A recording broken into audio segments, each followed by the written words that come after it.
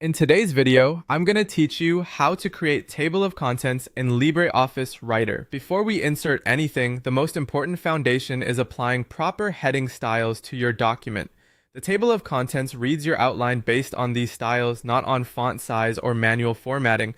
So start by highlighting the title or section heading you want to appear in the table. Look for the styles dropdown on the toolbar. This usually shows something like default style when nothing special is applied. Open that menu and choose Heading 1 for your main section titles. For subsections under those, select Heading 2, and for deeper levels, choose Heading 3. Work your way through the entire document and apply these styles consistently to every heading that should show up. This keeps your structure clear and ensures the table of contents picks everything up correctly. If you don't see the styles dropdown, you can also open the Styles panel from the sidebar and select the same heading levels there. Once your headings are in place, decide where you want the table of contents to live.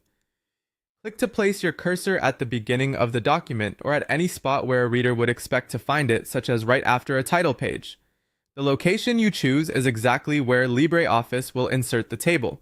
Now you're ready to build it. Go to the Insert menu, then move to Table of Contents and Index, and choose Table of Contents, Index, or Bibliography. A dialog will open. For a standard setup, keep the type set to Table of Contents.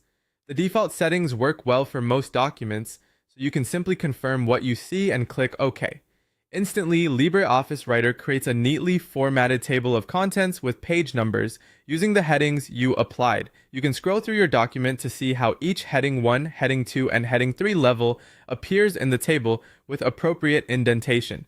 As you continue editing your document, maybe adding a new section, renaming a heading, or shifting content to different pages, the table won't update automatically. When you're ready to refresh it, right-click anywhere inside the table of contents and select Update Index. The entries and page numbers will synchronize with your latest changes.